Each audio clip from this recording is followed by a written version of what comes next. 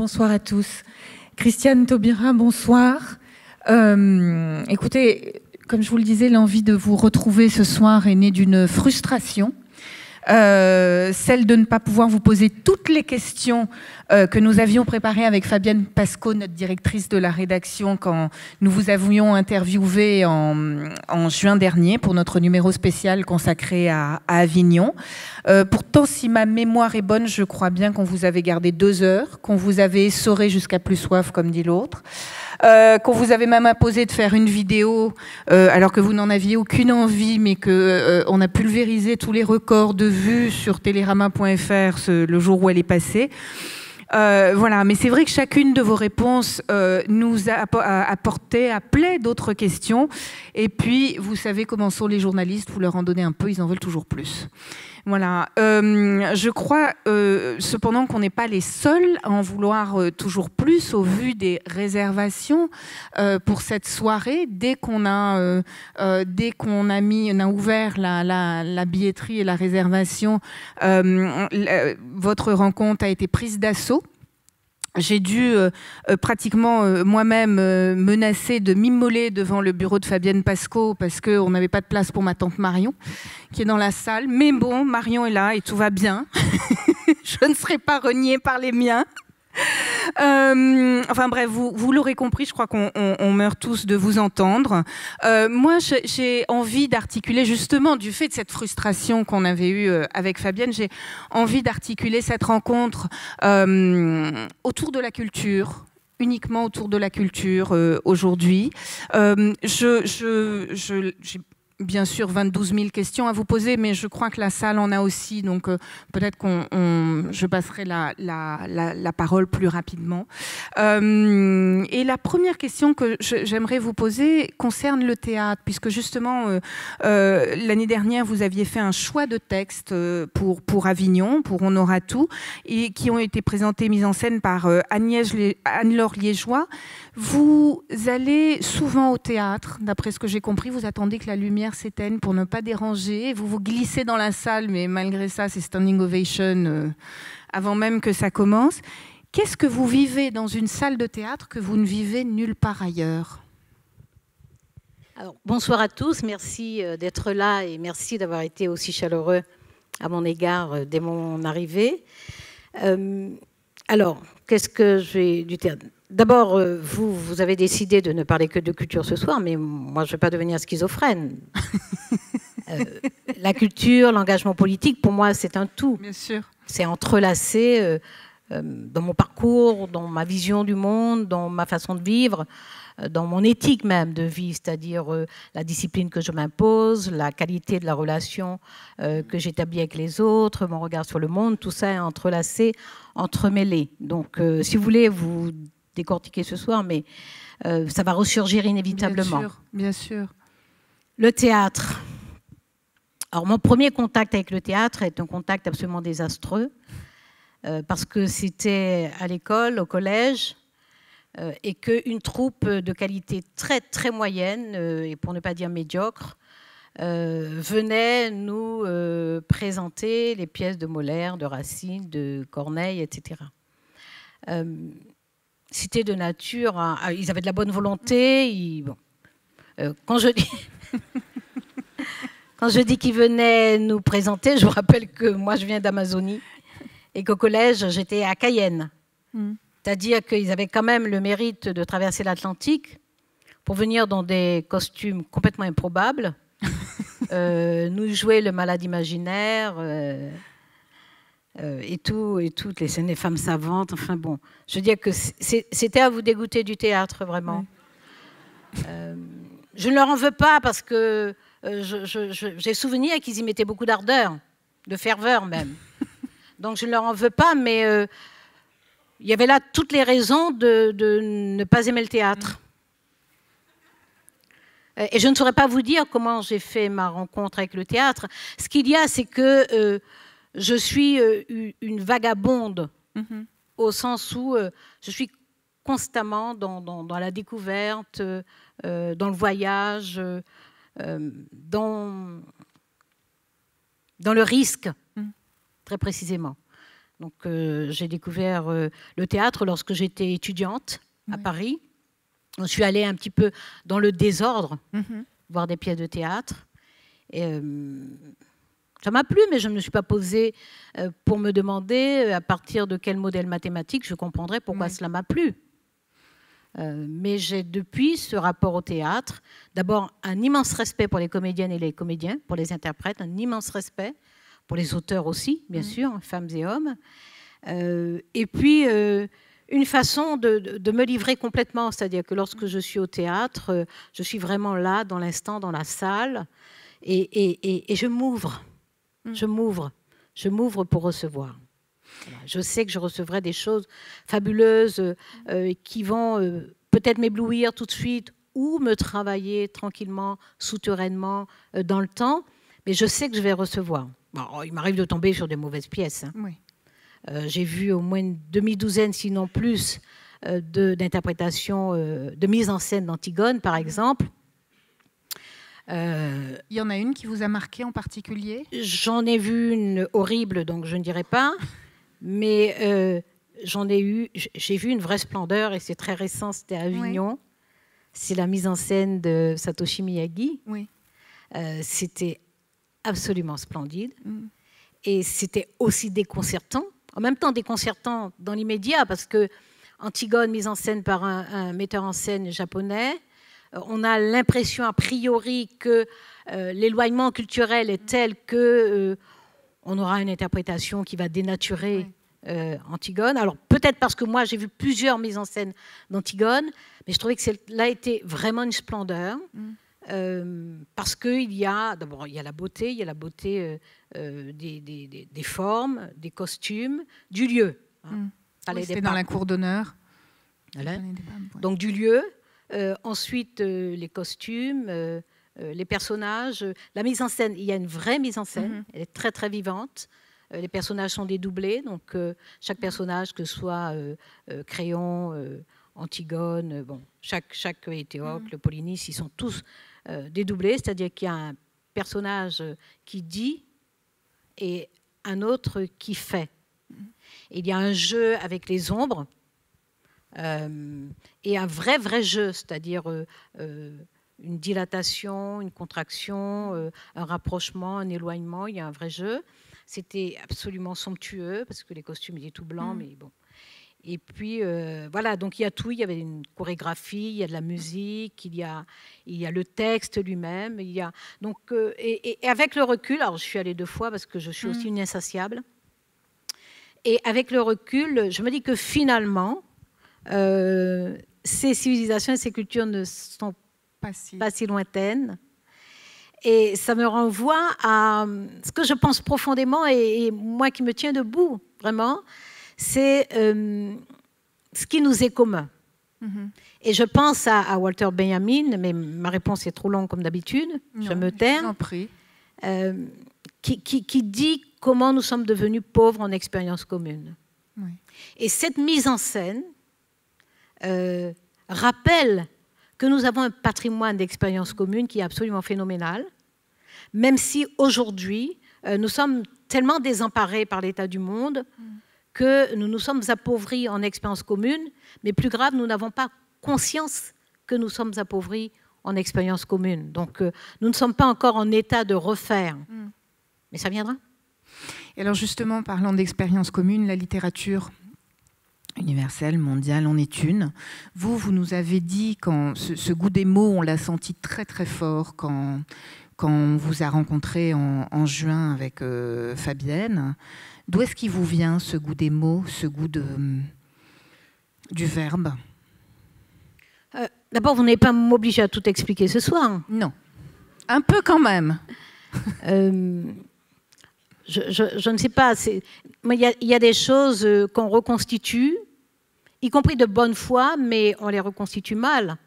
Si je vous explique rationnellement d'où me vient le goût des mots, j'aime, c'est tout. J'aime. Bon, quand vous aimez, vous ne passez pas votre temps, passez la nuit à faire autre chose qu'à vous demander pourquoi vous aimez. Le jour aussi, d'ailleurs.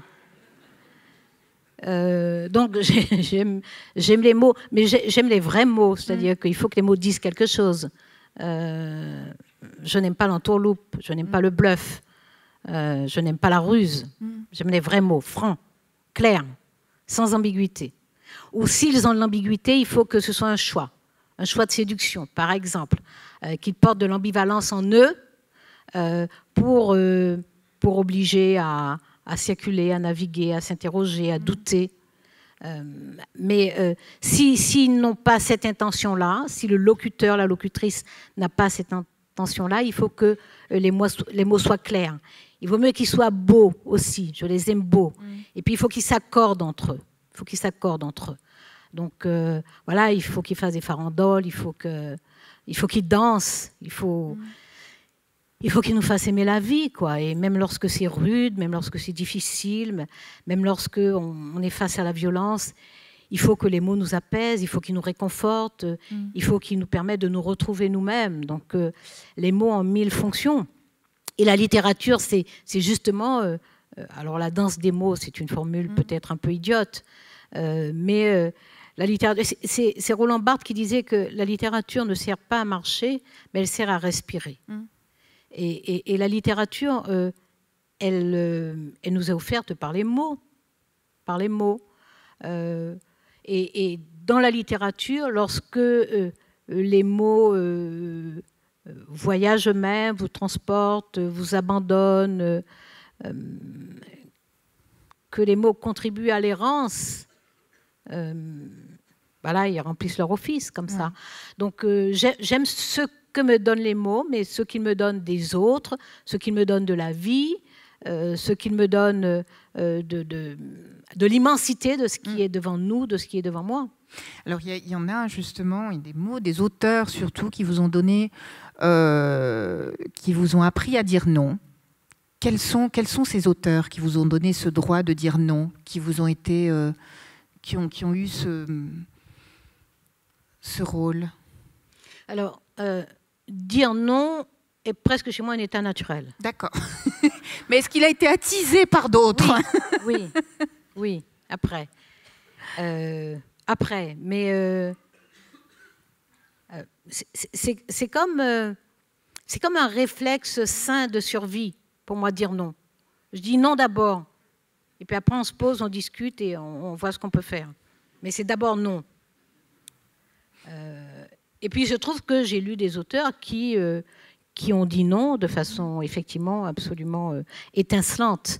Alors ils sont aussi différents que Aimé Césaire, bien entendu, Frantz Fanon, et qui disent non pas seulement avec les mots, qui disent non par des choix de vie, avec les risques que suppose leur choix de vie.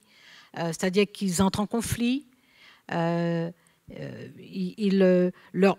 propos et leur attitude percutent un ordre établi, avec toute la puissance de cet ordre établi, et ils en assument les risques. Mais le philosophe Alain aussi est un philosophe qui, dans ses contradictions ou ses insuffisances parfois aussi, est quand même un philosophe qui... Excusez-moi, j'ai un mal de tête que je trimballe depuis un moment. Est un philosophe qui aussi explique la nécessité de se poser et d'interroger les choses. C'est ça la pensée radicale, au sens d'aller à la racine des choses.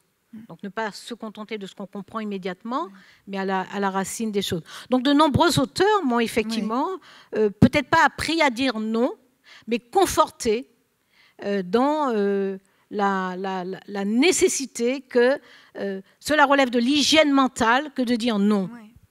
Alors on dit non et après on voit. Donc tous ces auteurs-là, mais ne sont pas seulement des auteurs de philosophie ou de poésie très, très, très profonde, dense. Ce sont aussi des auteurs plus légers. La littérature qui m'a parlé sur les sociétés africaines, sur les sociétés sud-américaines. Vous pensez à qui, par exemple, comme auteur en particulier? Alors, sur les sociétés africaines, sur les sociétés africaines, je pensais par exemple à quelqu'un comme Chinua Achebe, Things Fall Apart. C'est un roman qui m'a beaucoup... qui m'a propulsée vers des univers que je portais en moi, mais en inconscience, et sur la fragilité de ces univers-là.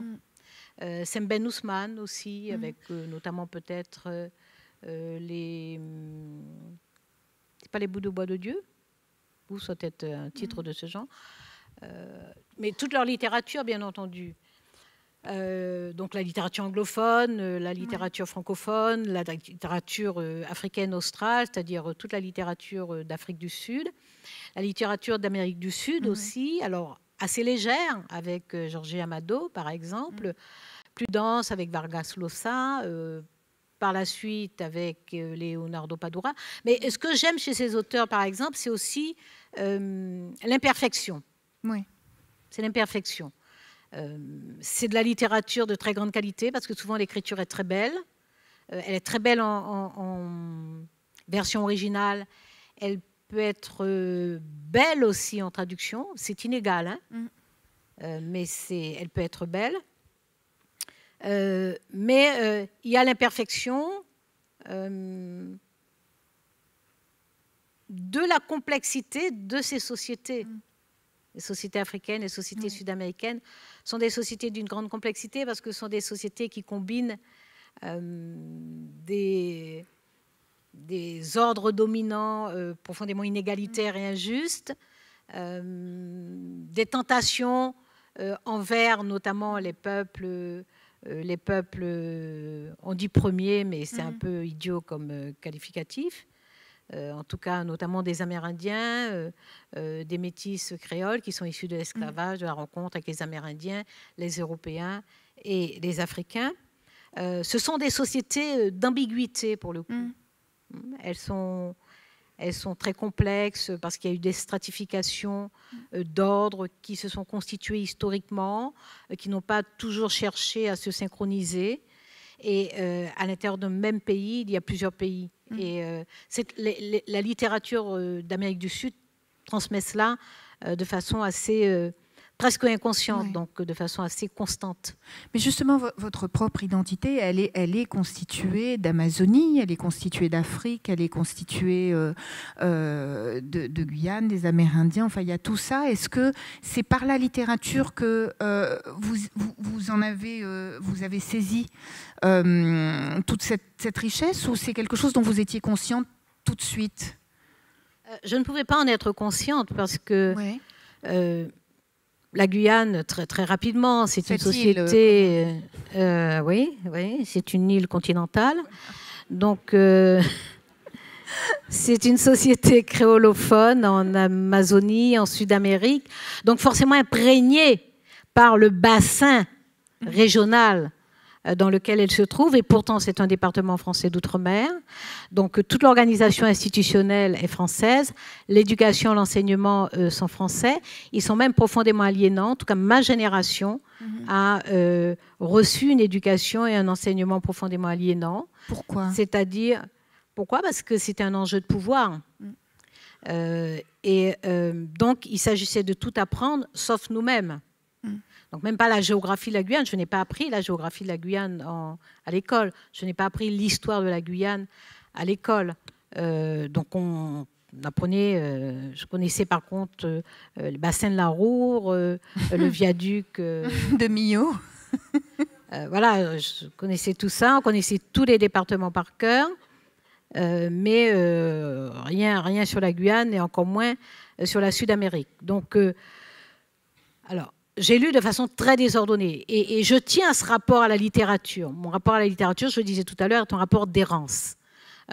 Donc, j'y vais par à-coups, je dévie, je mets ensemble des choses qui ne vont pas ensemble, je découvre des choses absolument improbables qui n'ont rien à voir avec ce que j'ai lu avant ni avec ce que je vais dire après. Donc, c'est cela. Donc, c'est effectivement dans ce grand désordre que j'ai découvert d'une part la beauté de la littérature, d'autre part l'immensité du monde et enfin un petit peu de moi-même. Mais ça n'est pas que la littérature, parce que lorsque vous grandissez dans une société qui est dans un conflit sournois permanent, la Guyane, je le disais, est créolophone. Et je devrais ajouter qu'en fait, elle a une situation de diglossie parce qu'il y a les langues amérindiennes. La langue créole est une langue vernaculaire parce que c'est celle qui permettait de communiquer entre les personnes qui parfois portent des cultures différentes. Mais bon, il y a les langues amérindiennes, il y a la langue bushinagé, il y a le créole. Mais la langue officielle et la langue d'enseignement, c'est le français. Et la chose était réglée très vite du point de vue institutionnel. C'est que la langue officielle et la langue publique, la langue d'expression, c'est le français. La langue d'enseignement, c'est le français. Mais c'était réglé aussi au niveau privé et familial, parce qu'il était interdit de parler le créole. Donc, c'est une situation génératrice de troubles schizophrènes. Et c'est ce que Frantz Fanon décrit lorsqu'il parle, il explique ce qu'est l'aliénation. Mais moi, j'ai un souvenir quand même d'une réminiscence qui vaut ce qu'elle vaut, mais j'ai été profondément... je suis très physique, hein, très... ce que je ressens, voilà, ce que je ressens, mon corps me le dit. Mon corps m'en dit l'intensité. Et avec Rabelais, ça vous surprend? Avec Rabelais, Pantagruel, Gargantua, alors pas le triste livre parce qu'on ne vous enseigne pas ça au lycée, mais bon, vous le découvrez après. J'ai le souvenir d'un plaisir extrêmement sensuel, peut-être parce qu'il était clandestin, et d'un sentiment, d'une impression à la fois d'impuissance et de fragilité. Parce que qu'est-ce que je découvre dans Pantagruel et Gargantua? Des personnages, des univers, des absurdités, des aberrations, un sens critique, un art de l'esquive, une permanence de la justice, au sens où Ricoeur l'entend, c'est-à-dire que voilà, la justice, c'est le bon rapporté à autrui, donc la présence des autres. Et j'ai le sentiment, alors je ne sais plus si c'est la fin du collège ou le début du lycée, j'ai le sentiment en lisant Rabelais que je rejoins l'univers des contes. Et donc c'est cette littérature qui m'emmène vers ma culture, mais ma culture interdite, prohibée, évacuée. Et je perçois qu'il y a là, dans cette littérature, quand même, XVIe siècle, Rabelais, je perçois qu'il y a dans cette littérature et dans les contes oraux, donc dans cette littérature écrite et cette littérature orale, qu'il y a ce que j'appelais tout à l'heure les expériences humaines communes. À travers le temps, à travers l'espace, à travers le temps vraiment, hein, XVIe siècle Rabelais, mais les contes créoles, ils ne sont pas vieux, parce que l'abolition de l'esclavage, c'est 1848. Donc le processus créole de fabrication d'une culture qui se stabilise, c'est la moitié du XIXe siècle. Et en même temps, là, il y a une espèce de sagesse antique. Elle est rude, mais elle est là. Elle est profonde et elle porte les mêmes enseignements. La permanence de la force et de la ruse, la solidarité entre les faibles, la subversion, les transgressions. Je trouve les mêmes enseignements. Donc, je pense que par cette voie-là, cette littérature-là, m'a conduite vers moi-même, d'une façon à la fois harmonieuse et apaisée, alors que l'étouffement d'une culture et d'une langue sont des actes violents qui peuvent provoquer des attitudes de rejet, d'aveuglement, etc. Donc, sans doute que par ce biais-là, j'ai commencé à cheminer vers les dialogues que permettent les littératures, même si l'une peut être écrite et l'autre orale.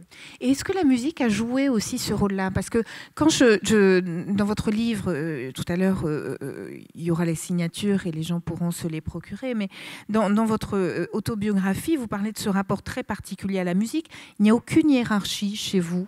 Parmi les musiciens, vous citez aussi bien Kulthum qu'Aristide Bruant, que Tracy Chapman, que Bob Marley, que John Coltrane. Est-ce que la musique a eu aussi a joué ce même rôle-là d'expérience partagée, des vecteurs comme ça, d'aller vers les autres et d'aller en vous-même? Moi, les arts et les expressions culturelles et artistiques vont ensemble. Il n'y a pas une case pour la littérature, une pour la musique, une autre pour la peinture, une autre pour la sculpture. Je vagabonde dans tout cela, indifféremment, c'est-à-dire qu'il n'y a pas de hiérarchie en effet, il n'y a pas de hiérarchie entre les formes d'expression, il n'y a pas non plus de hiérarchie à l'intérieur des formes d'expression. Je suis ouverte au monde, quoi. Je reçois, moi, je suis une planète à moi toute seule, c'est-à-dire que je peux tout recevoir. Ouais. Je peux tout recevoir. Et je suis disponible pour tout. Je suis curieuse de tout. Je suis disponible pour tout. Donc, la musique a toujours été là. D'abord, elle était là parce que ma maman était une personne qui chantait beaucoup. Qu'on avait un vieux poste très beau d'ailleurs, hein, vous savez, les postes en bakélite, là, ça grésillait beaucoup. On n'a pas le droit d'y toucher, sauf pour le nettoyer. Donc, le lustrer. Et donc, il y avait de la musique tout le temps chez moi. J'ai fait mes classes élémentaires et début du secondaire dans un externat confessionnel. Donc ça, c'était de la musique liturgique. Il y en a de la belle, hein. Et il y en a, voilà. Schubert est beaucoup dans les églises quand même, hein. Donc, je sais pas moi, toujours de la musique. Et moi, je chante à tue-tête. Je chante tout le temps. Je fredonne aussi. Donc la musique est là. Elle est là la nuit, toutes les nuits. Pendant que je lis, donc elle est liée à la littérature, elle est là parce que c'est une forme d'expression du bonheur, de l'angoisse, du malheur, de la joie, de la tristesse, tous les sentiments par lesquels l'âme humaine peut passer, la musique est capable de la traduire. Et donc je suis ouverte aussi à tous les styles musicaux. Et alors avec les artistes, j'ai eu l'impression, en lisant justement cette autobiographie, que vous aviez un rapport très particulier. Par exemple, vous expliquiez que...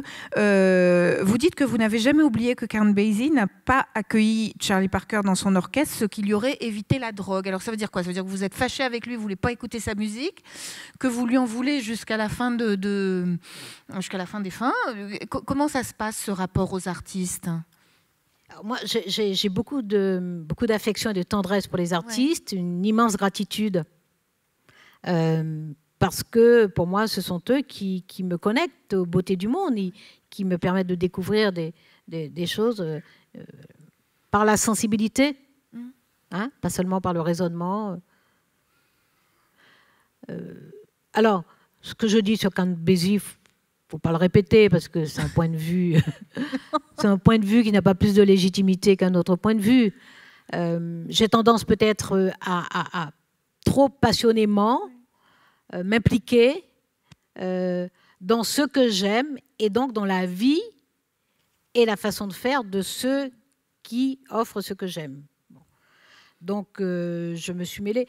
Charlie Parker, c'est un destin tragique, c'est vraiment un destin tragique. Et c'est vrai que peut-être d'autres routes l'auraient. Bon, donc s'il avait été accepté, voilà, je dis ça comme ça, et s'il avait été accepté dans l'orchestre de Count Basie, peut-être qu'il ne serait pas drogué. Bon, mais peut-être qu'à une autre occasion, bon, il y a plein de peut-être.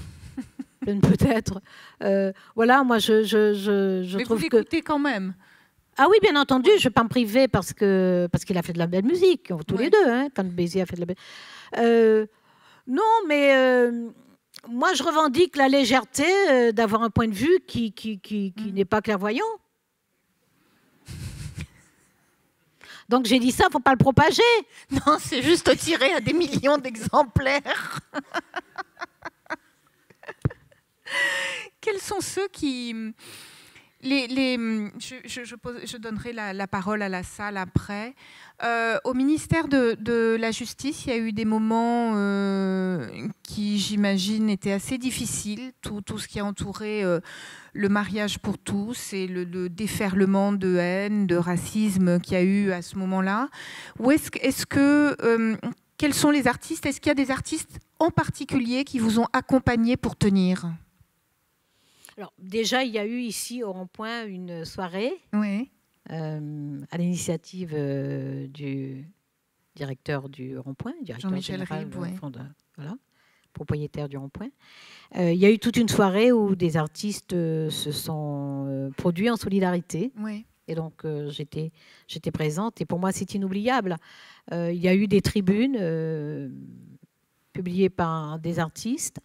Il m'est arrivé de dire que ce qui me surprend dans cette circonstance, c'est l'absence de voix forte et belle. Et des artistes ont écrit à partir de ce propos. Certains ont dit de très belles choses. Je pense à Christine Angot qui a dit « Mais madame, la voix forte et belle, c'est la vôtre ». Et d'autres artistes ont dit « Mais on vous voit si forte qu'on n'a pas réalisé qu'il fallait exprimer quelque chose en solidarité ». Et d'autres ont dit on est tellement estomaqué par tout cela qu'on n'a pas vu qu'il fallait effectivement dire quelque chose. Et je crois que c'est ça l'essentiel. Oui. L'essentiel, ça n'est pas ma personne, parce que je suis en capacité, il m'est arrivé de dire, parce que j'aime assez provoquer ceux qui n'ont pas compris le b.a.-ba de la vie. Je leur ai dit qu'ils peuvent multiplier par 1000 les violences qu'ils me font, je tiendrai encore debout. Et je crois que ils peuvent multiplier par 1 million, je pense que je tiendrai encore debout. Pour une raison toute simple, c'est que je tiens debout avec ma force intérieure. Je suis bien dans ma peau, je suis bien dans ma tête, je suis bien dans mon corps, je suis bien dans ma vie. Voilà, et je ne fais rien de malhonnête. C'est-à-dire que toutes ces actions que j'ai conduites, je les ai conduites avec moi, j'ai vraiment le plaisir, le principe primum non nocere. Donc, première chose, ne pas nuire, ne jamais nuire. Lorsque je suis en situation d'agir, ne jamais nuire. Et ensuite, faire du bien. Donc, moi, je sais que toute l'action que j'ai conduite, toute l'action publique que j'ai conduite, je l'ai conduite avec cette rigueur-là. C'est-à-dire que je n'ai pas fait des fantaisies, je n'ai pas fait des choses parce qu'elles me plaisaient. Je les ai faites parce que j'estimais qu'elles étaient justes. J'ai le sens de l'histoire. En tout cas, je m'impose d'avoir le sens de l'histoire. Donc, j'interroge un acte lorsque je le pense juste. Je l'interroge pour voir comment il s'inscrit dans une trajectoire historique. Et tout ce que j'ai fait, que ce soit effectivement le mariage, que ce soit la réforme pénale, quelles que soient les décisions que j'ai prises, je les ai inscrites. J'ai regardé l'histoire, les débats, les références philosophiques dans ces débats-là, comment tel acte juridique assoit, conforte une valeur philosophique, comment elle correspond à ce corpus culturel qui fait nation, qui fait communauté humaine à l'échelle nationale. Donc je me pose ces questions-là et je me les pose sans complaisance. Donc je consulte beaucoup, j'interroge parce que je crois vraiment que les intelligences peuvent se nourrir. Donc je sollicite l'intelligence et la connaissance des autres. Je m'interroge de façon impitoyable, sans vraiment la moindre concession, la moindre complaisance. Je vais jusqu'au bout, j'interroge jusqu'à la dernière virgule. J'étudie les arguments des autres et très, très scrupuleusement. Et une fois que j'ai fait tout ça, franchement, personne ne m'arrête. Merci.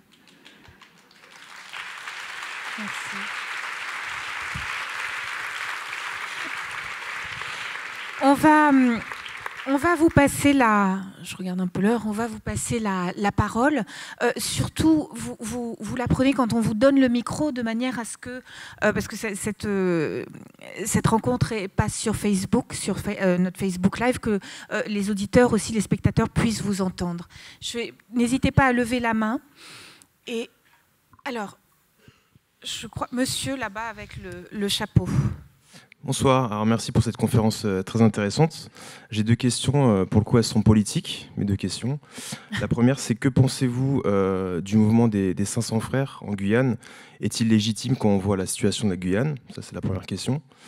Et la deuxième question, c'est concernant l'époque où vous étiez garde des Sceaux. Donc si on revient malheureusement en arrière, en 2015, on avait quand même eu pas mal d'attentats assez sanglants en France. Ma question serait la suivante. Qu'avez-vous fait concrètement concernant on va dire les fichiers S pour djihadisme? Qu'avez-vous fait concrètement dans votre politique pour les mettre hors d'état de nuire? Merci, bonne soirée. Merci, bonne soirée. D'accord, je croyais qu'on en prenait plusieurs, mais là, il y en a deux déjà. On va commencer. Ouais. Elles sont à 10 km de distance. Donc, d'abord, les 500 frères. Les 500 frères sont un groupe qui, d'ailleurs, s'est dissous depuis, et qui a donné lieu à deux ou trois autres groupes. Je n'ai pas déterminé la légitimité de ce groupe. Pas moi qu'il appartient de dire s'ils sont légitimes ou pas. Pendant un temps, dans un mouvement social, ils ont été un peu, d'une certaine façon, les guides et les porte-paroles du mouvement. On pourrait aujourd'hui regarder l'éclatement de l'ensemble de ceux qui ont participé à guider ce mouvement. On pourrait regarder leurs divergences, leurs affrontements même, et interroger la légitimité. Et il faudra le faire. Il y a des personnes qui le feront. Moi, je préfère me situer sous l'angle du combat.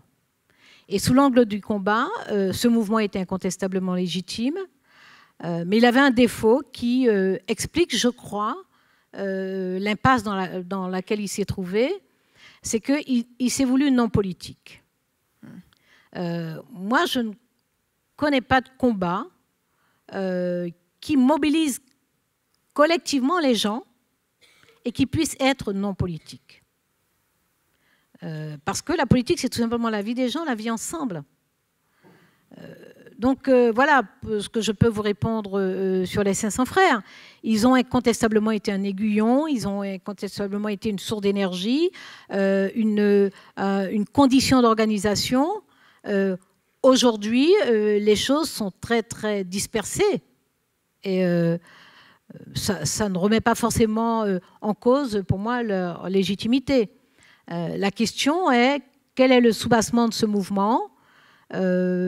Quelles sont les revendications parfaitement légitimes portées par les gens dans une polyphonie extrêmement large? Et quelles réponses ont été apportées? Et là, il y a vraiment matière profondément à regarder les choses. Sur les services publics, notamment sur l'éducation, sur la santé, il y a vraiment matière à regarder les choses. Qu'est-ce que j'ai fait lorsque j'étais aux responsabilités sur les fichiers S? Les fichiers S sont gérés par le ministère de l'Intérieur.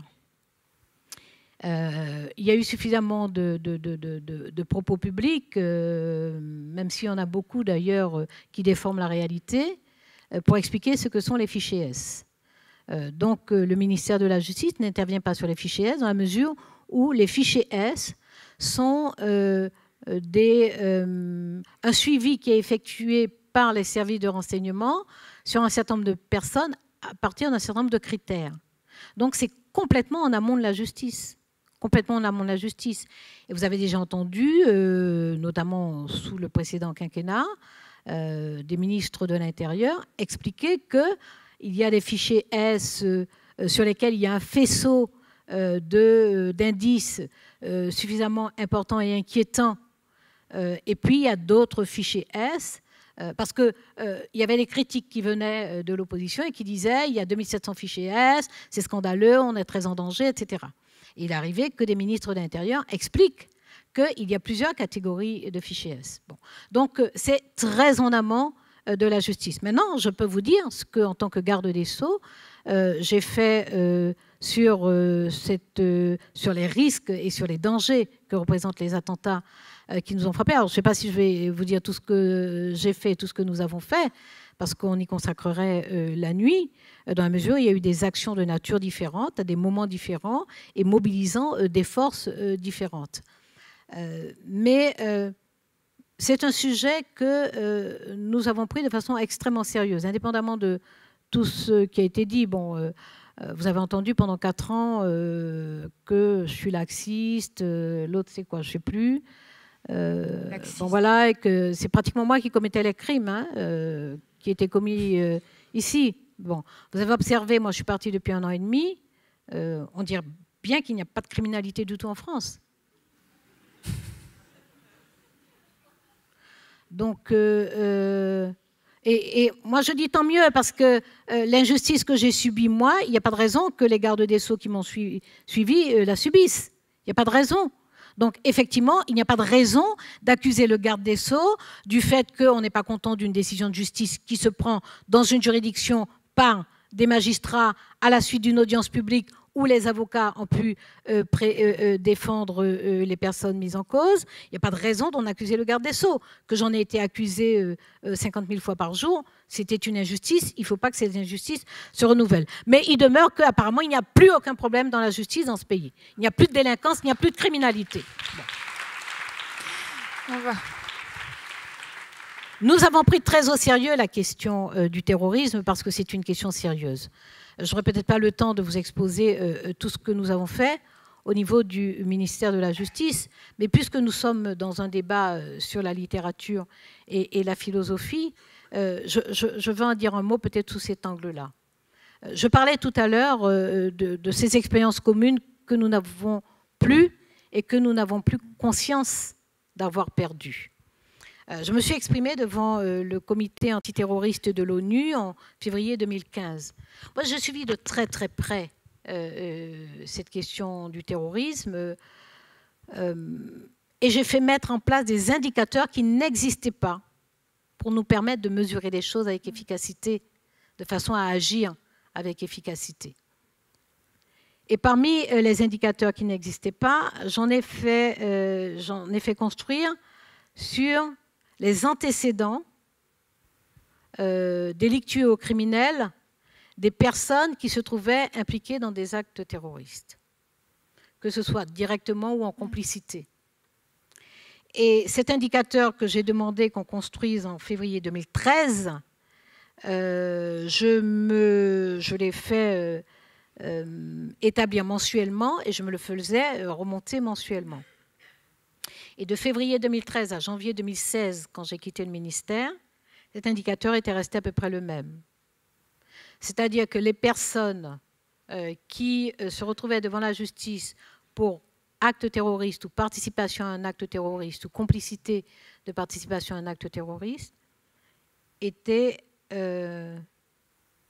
pour 12% des personnes ayant eu un antécédent.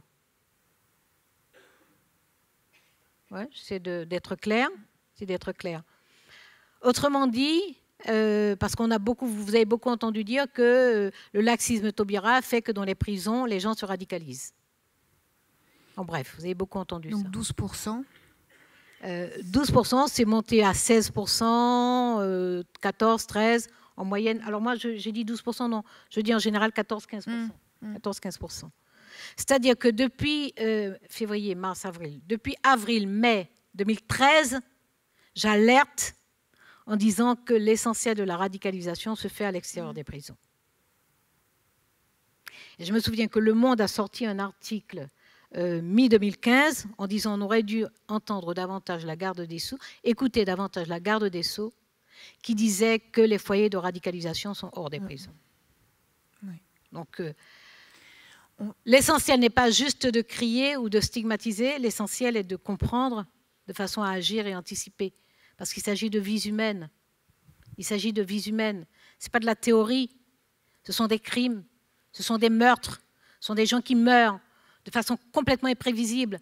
Donc, dans l'incapacité totale de se protéger ou d'être protégé à ce moment-là. Donc, il s'agit de ça.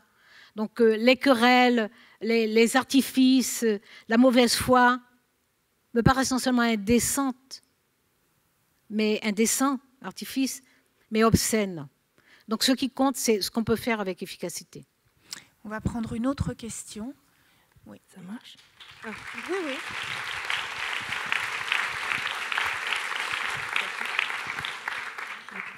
Bonsoir, Madame Taubira. Bonsoir. Alors, Mademoiselle. Je voulais juste dire qu'en tant que personne, moi-même jeune, de couleur, française, avec des origines lointaines et proches en même temps, vous êtes vraiment un repère pour moi. Je ne veux pas utiliser le mot idole, parce que idole, c'est quelque chose de figé, voilà. Tandis que vous êtes dans l'action. Plutôt un repère, une inspiration dans la vie, dans comment est-ce que je me situe dans cette société, mon engagement politique. Et ma question, je voulais savoir, vous, quand vous étiez plus jeune, vous êtes encore jeune, quels sont les personnages, les personnes qui ont pu vous inspirer aussi pour aller de l'avant et jamais laisser tomber et toujours continuer sur votre voie. Voilà, merci. Merci à vous, mademoiselle. Christiane.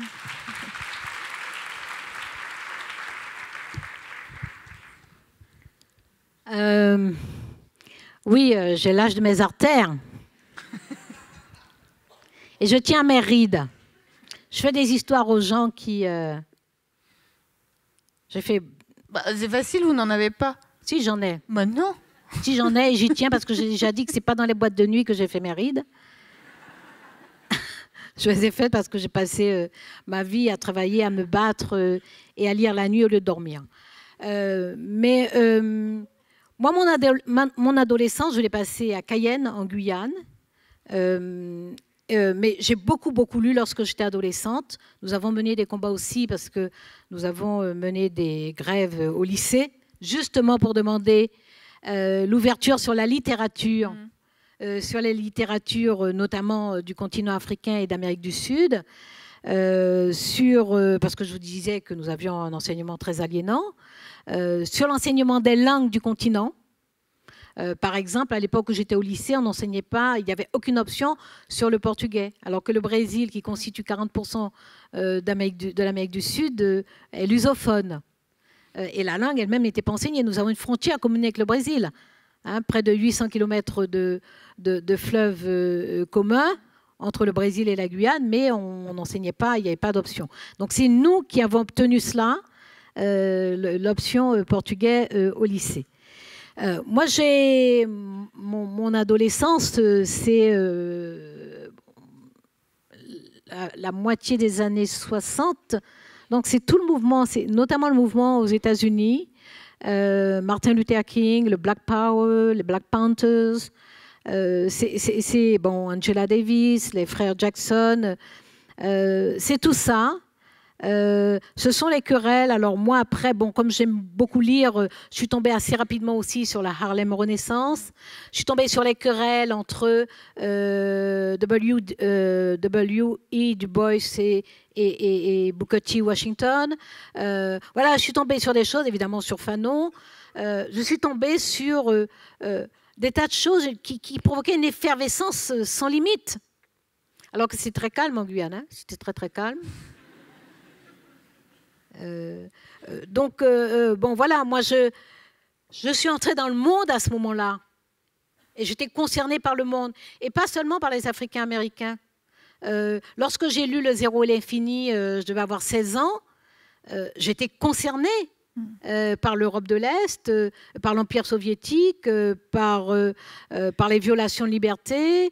Voilà, j'ai été concernée très vite par toutes les formes d'oppression, et notamment l'oppression d'État, bien sûr, par le drame que représente l'autoritarisme, le totalitarisme. J'étais concernée par cela.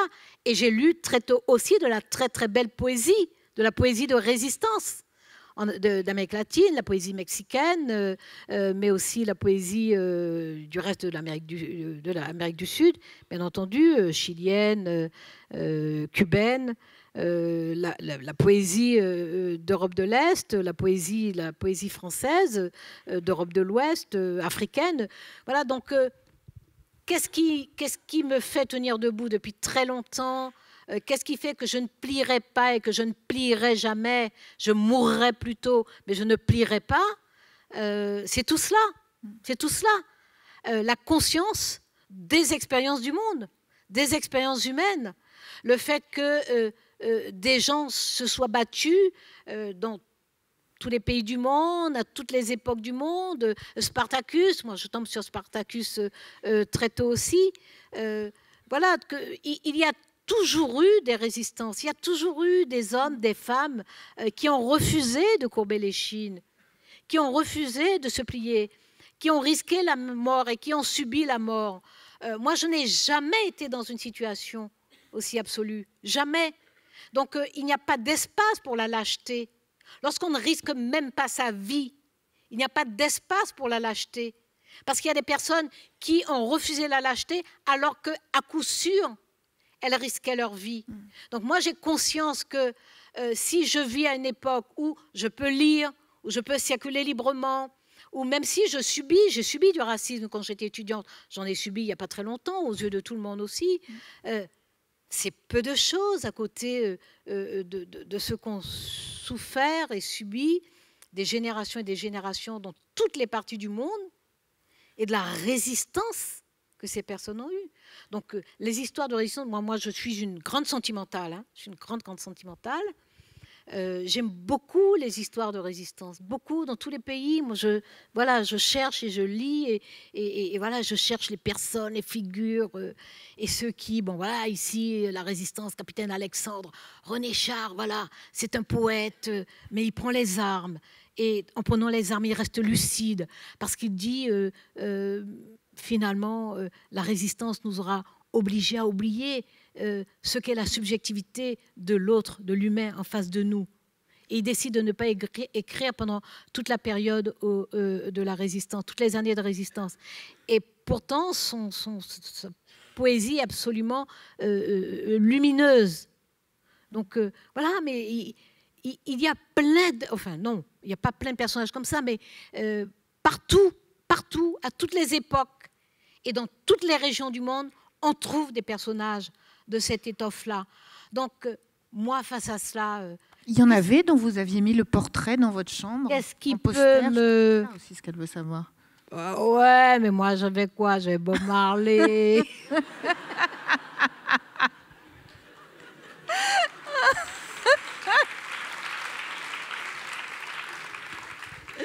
Il était beau. Il y avait Marx aussi, il y avait Marx.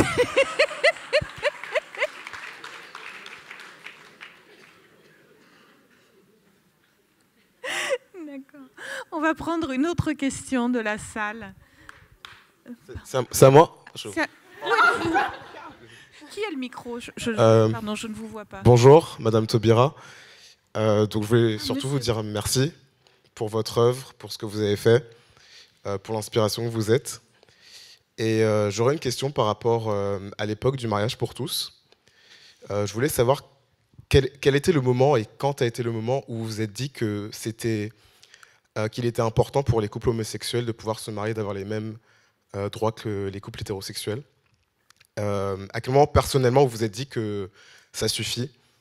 Et surtout, qu'est-ce que vous avez à répondre à ceux qui, à l'époque, vous disaient que ce n'était pas la priorité, qu'on faisait passer les questions LGBT pour le gay agenda avant les questions auxquelles les Français s'intéressaient? Donc c'est ce sur quoi je suis intéressé. Merci.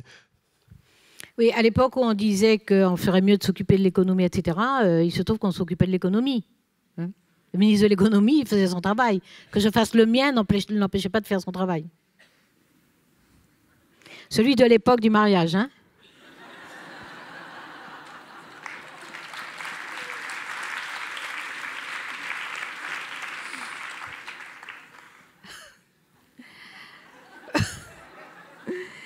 J'avais été Moi, j'étais parlementaire à l'époque du PACS et j'avais voté le PACS et j'avais participé au débat et bon, j'avais vécu quelque chose d'absolument horrible déjà.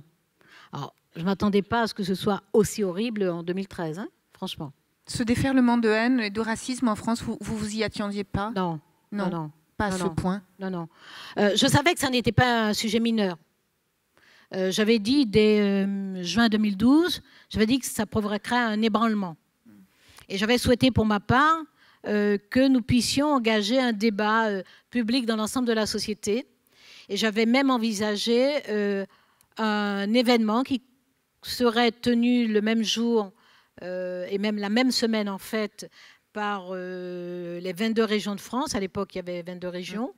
J'avais déjà trouvé des personnalités pour présider. Je voulais que le même jour, dans toute la France, il y ait un débat sur le sujet, parce que effectivement, je n'ai jamais considéré que c'était un sujet mineur, mais que c'est un droit légitime, mais ça n'était pas un sujet mineur et qu'il fallait faire en sorte que la société comprenne bien ce que nous allions faire.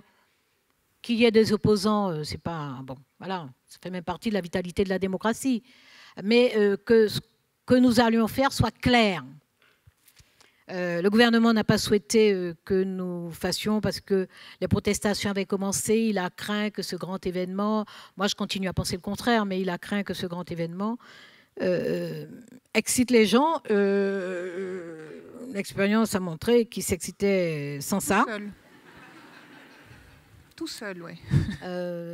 Moi je n'ai pas de doute, et même cela, donc je l'ai inscrit dans l'histoire de la France, des conquêtes pour les libertés individuelles, les conquêtes pour l'égalité.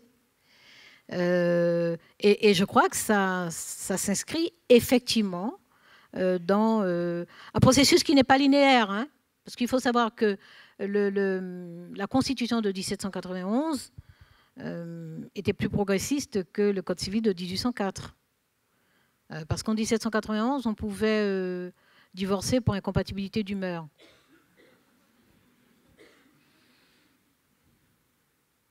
Moi, je trouve que c'est la marque d'une société moderne. On ne s'entend plus quel sens ça a de partager un espace vital et de se dire des choses très désagréables et de... Bon, donc, si ça ne va pas, on se quitte, on se sépare. C'était concevable en 1791, ça n'était plus après. Ça n'était plus après parce qu'en 1804, vous savez... ce que Napoléon Bonaparte pensait du mariage. Rappelez-le nous. Tout d'un coup, ça m'échappe. Que la femme, il y avait un article, hein, 146 il me semble, que la femme doit obéissance à son mari. Mais mieux, que la femme est la propriété de l'homme comme le jardin est la propriété du jardinier, et qu'elle a été donnée à l'homme pour lui faire des enfants. C'est pas moi, hein, des guillemets. Hein.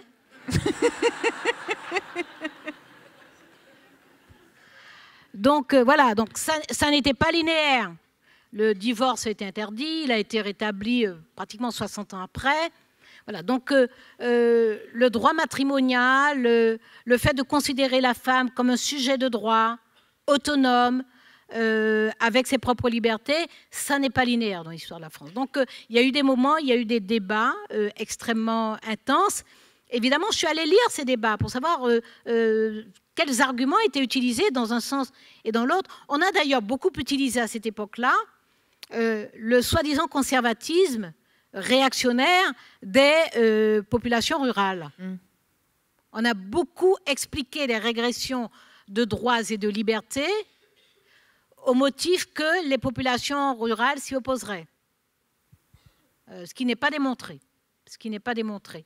Donc voilà à quel moment j'étais convaincue depuis longtemps, je suis convaincue que l'individu doit avoir des libertés et des obligations, que l'égalité est un principe.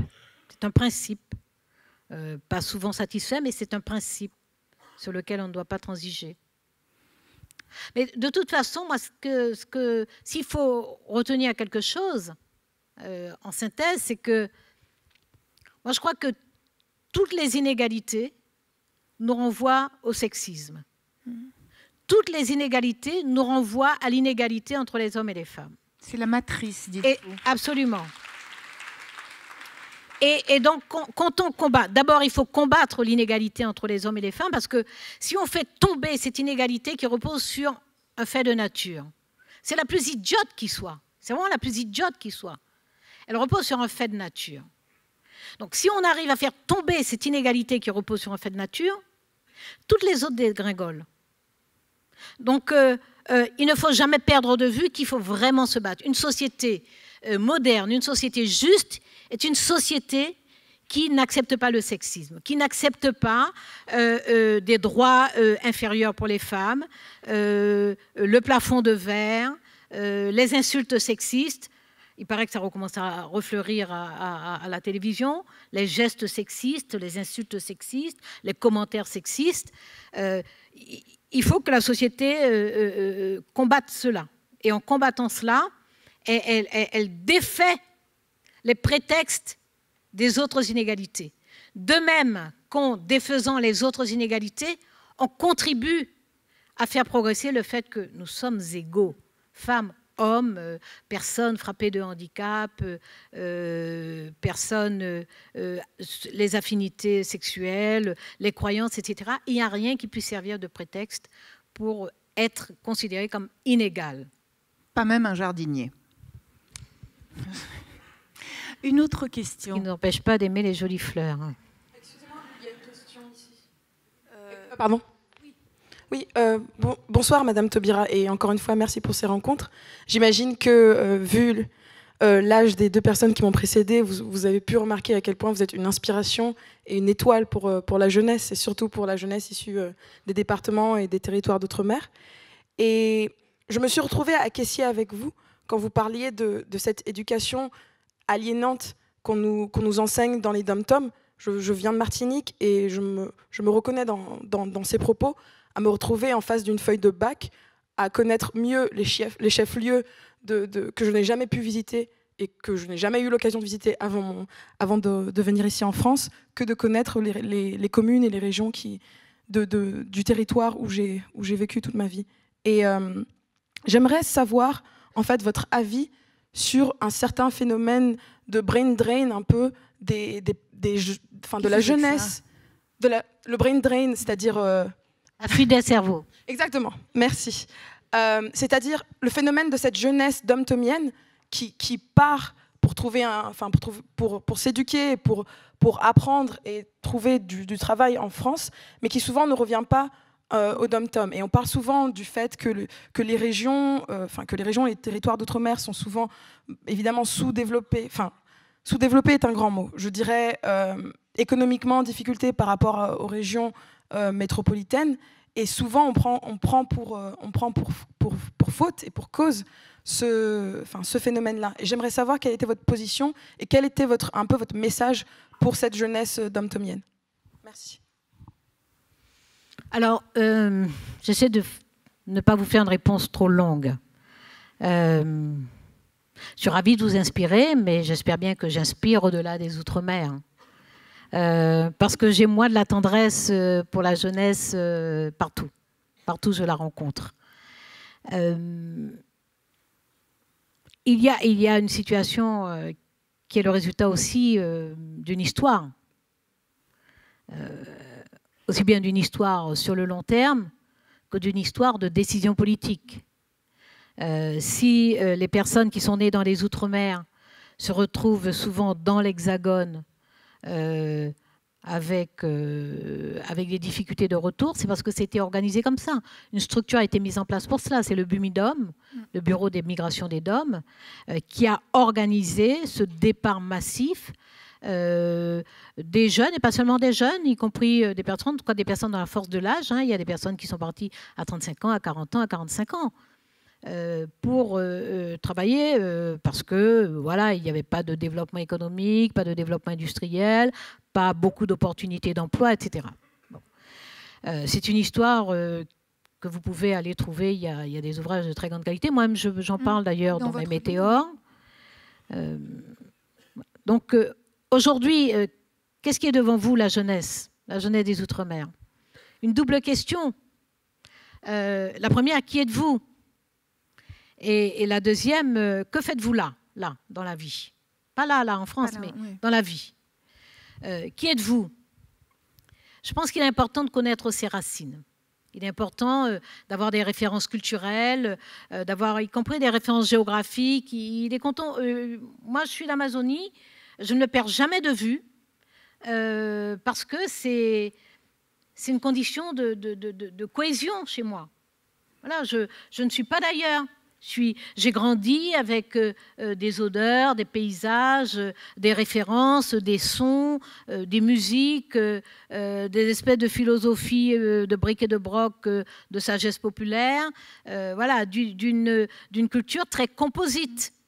Hein, avec les cultures amérindiennes, culture bushinagé, culture créole.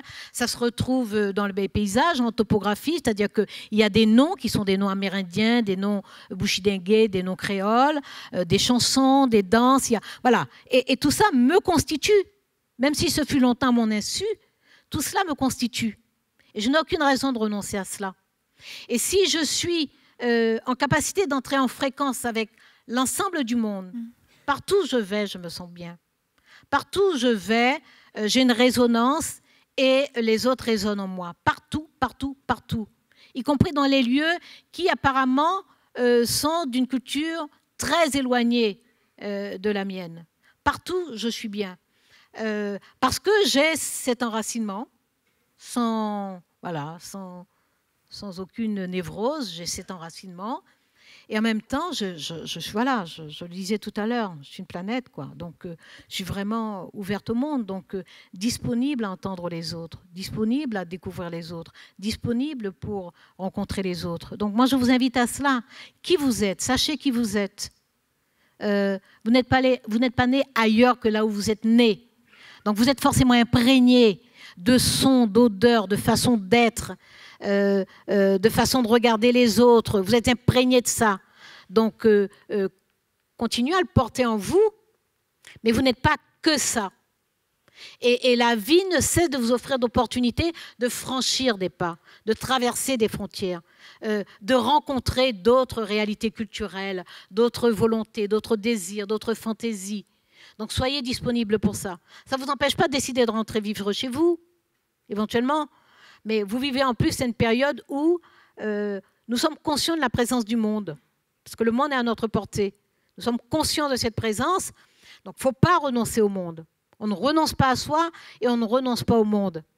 Mais surtout, on ne se laisse pas cuire dans des regrets, dans de l'acrimonie, de la rancœur, dans du ressentiment.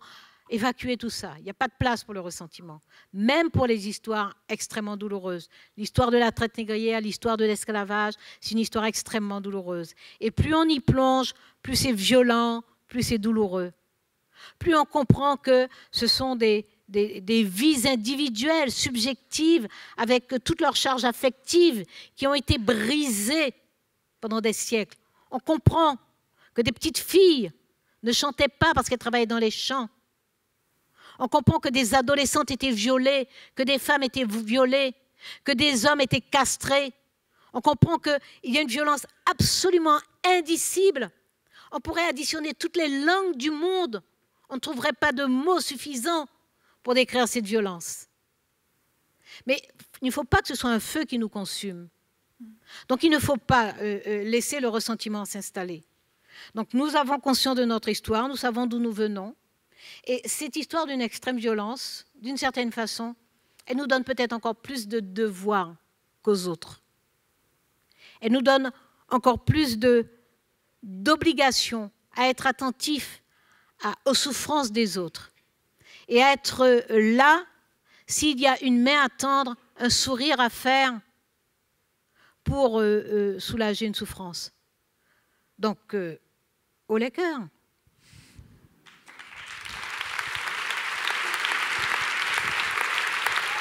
Malheureusement,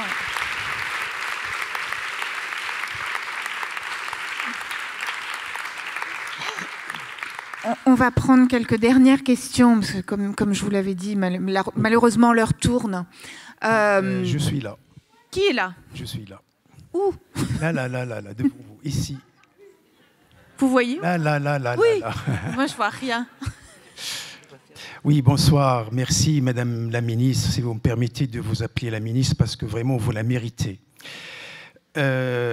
J'aimerais faire le lien avec ce que vous avez dit tout au début de votre intervention, que je trouve que vous avez employé une très très belle expression, que votre rapport au théâtre, vous avez dit « je suis une vagabonde » dans le domaine du théâtre. C'est-à-dire vous êtes allé à la culture en étant vagabonde. Et donc j'aimerais mettre le lien de cette expression avec la langue française. Et je rebondis avec ce qu'avait dit la jeune tout à l'heure, ça rejoint sa question. Nous sommes dans une société de signes, et vous avez employé le mot « le ressentiment », et combien le ressentiment il est fort pour un jeune homme ou une jeune petite fille ou un garçon qui est exclu de la langue, et notamment d'une grande langue, une belle langue française, comme la langue française que vous avez donné l'exemple de sa beauté. Voilà. Donc, durant les élections présidentielles, comme vous le savez, il a été question des robots, du travail et de la société des robots. Et c'est là où je fais le lien avec la langue française et la jeunesse actuellement, leur rapport avec les écrans. Nous entrons de plus en plus dans une société des écrans, et cet amour, donc c'est une question de génération. Vous avez bénéficié d'un contexte politique, donc vous avez bien décrit un contexte générationnel, politique, qui vous a permis d'avoir la culture.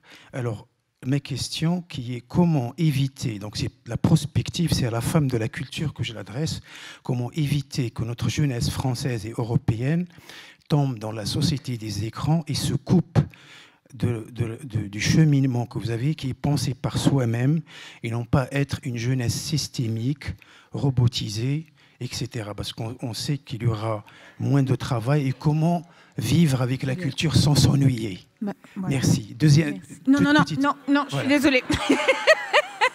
Non, excusez-moi, là vraiment on peut pas. Christiane. Oui, je fais des réponses trop longues, donc non. Là on a malheureusement. Je vais répondre le plus brièvement possible.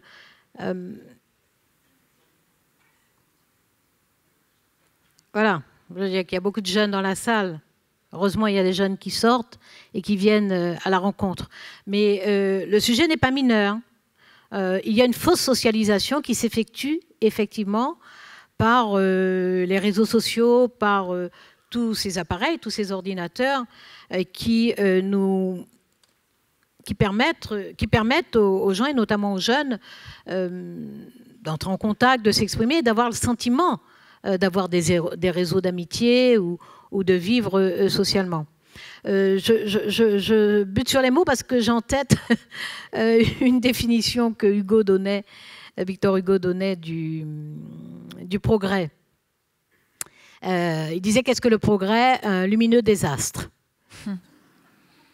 Tombant comme la bombe et restant comme l'astre, l'avenir vient avec le souffle d'un grand vent, il pousse rudement les peuples en avant. C'est ça qui m'a... Alors, donc maintenant que je l'ai dégagé de ma tête, je vais réussir à vous répondre. Je crois effectivement qu'il faut des événements comme ça, mais il y en a, hein. Les festivals, le cinéma, le théâtre. Alors c'est vrai qu'il est facile de regarder un DVD chez soi, tout seul, ou avec 2 ou 3 copains. C'est vrai qu'il est facile d'écouter de la musique, de traverser la rue même d'ailleurs avec des écouteurs et de ne pas voir le vélo comme moi qui arrive sur la piste cyclable pourtant. Donc il y a effectivement un problème de socialisation pour la génération actuelle. Mais moi, la génération actuelle, je la rencontre aussi beaucoup, physiquement. Donc je crois qu'elle sait quand même vivre dans le monde virtuel, mais aussi dans le monde réel. Nous, les adultes, nous devons veiller à ce qu'elle ne perde pas pied, justement, et que le monde réel continue à exister. Mais c'est l'époque où elle va effectivement passer beaucoup de temps dans le monde virtuel. Mais je crois beaucoup justement à la littérature, à toutes les formes d'expression culturelle et artistique pour permettre de faire la part, pour permettre à la jeunesse de faire la part entre la fausse socialisation, les amis Facebook, les réseaux, etc., la fausse socialisation et les vrais moments de société, les vrais moments vécus collectivement. C'est un bien sur lequel nous devons travailler. Nous avons une responsabilité. Faire en sorte que la société ne nous échappe pas. Eux, ils ont grandi dedans. Donc, c'est normal que ça envahisse leur quotidien. C'est à nous de faire en sorte que la société réelle, physique, ne leur échappe pas et ne nous échappe pas. Et je pense que c'est important, mais c'est vraiment la culture, les cultures, enfin les formes culturelles, littérature, théâtre, danse, chant, peinture, sculpture, architecture même, leur apprendre à regarder les constructions, faire en sorte que dans l'aménagement urbain, dans les constructions qui se font, il y ait de la beauté, qu'on ne fasse pas que des laideurs et des façades aveugles, qu'il y ait de la beauté partout. C'est ça qui va faire que les jeunes feront la différence entre le monde virtuel, qui est généralement un monde lisse, uniforme, et le monde réel, qui est un monde avec des aspérités, avec des différences, avec des dissonances, avec des singularités. Voilà. Donc, je crois vraiment que ce sont les expressions culturelles, de la littérature à l'architecture, et dedans, j'inclus y compris la bande dessinée, hein, par exemple. Hein.